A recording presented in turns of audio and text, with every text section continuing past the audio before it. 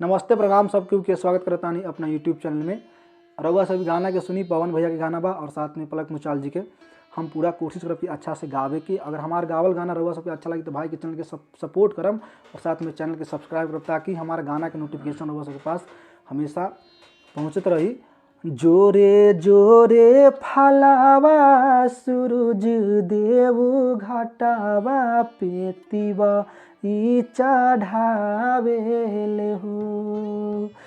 जोरे जोरे फलावा सूरज देव घटावा पेतिवा ई चढ़ावेले हो। जल बीचे खड़ा होई दर्शन लायस राह लगावेले हो। जल बीचे खड़ा होई दर्शन लायस राह लगावेले हो। जोरे जोरे फलावा सूरज देव घटावा पे तिवा ई चढ़ावेले हो। जल बीचे खड़ा होई दर्शन लायस राह लगावेले हो। जल बीचे खड़ा होई दर्शन लायस राह लगावेले हो।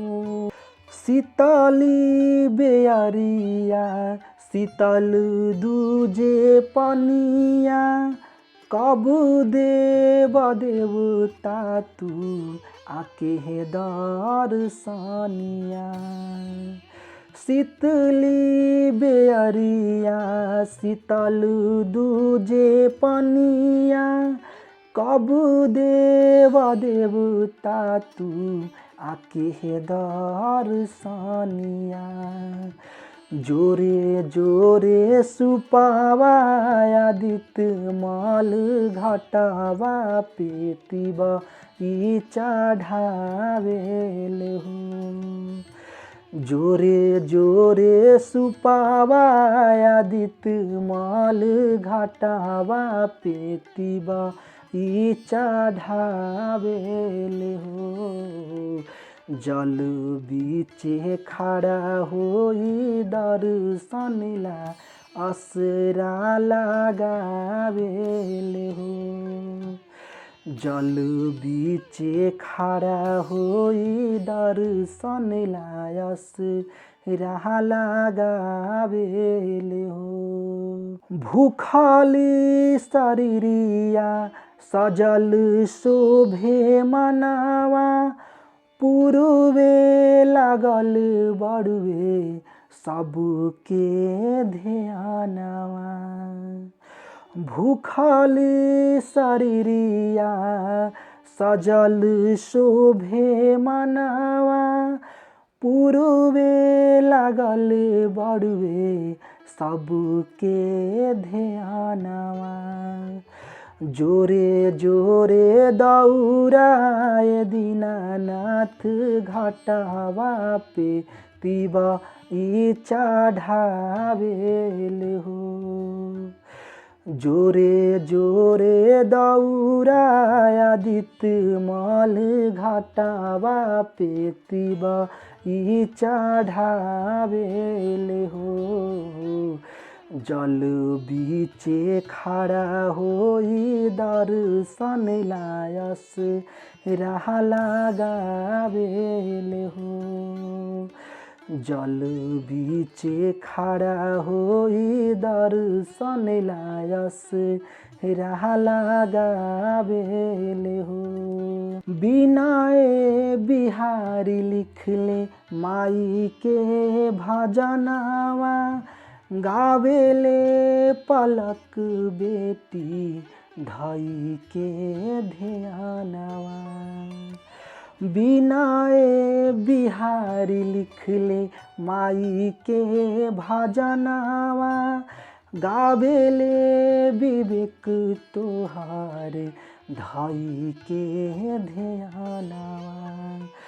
जोरे जोरे पियारी गंगा मैया घाटावा पे तिबा ई चढ़ावेले हो। जोरे जोरे पियारी गंगा मैया घाटवा पे तिबा ई चढ़ावेले हो। जल बीचे खड़ा होई दर्शन लायस राह लगावेले हो। जल बीचे खड़ा होई दर्शन लायस राह लगावेले हो। जोरे जोरे फलावा सूरज देव घाटवा पे तिबा ई चढ़ावेले हो। जोरे जोरे फलावा सूरज देव घाटवा पे तिबा ई चढ़ावेले हो। जल बीचे खड़ा होई दर्शन लायस राह लगावेले हो। जल बीचे खड़ा होई दर्शन लायस राह लगावेले हो। लाइक करी गाना के और ढेर सारा प्यार आशीर्वाद दी। कमेंट में लिखी कि हम नेक्स्ट कवन गाना गाई और हम जरूरे गायब 2-4 दिन बाद रउआ के गाना के कमेंट कइल। और चैनल पे नया बन तो सब्सक्राइब करी, भाई के सपोर्ट करी।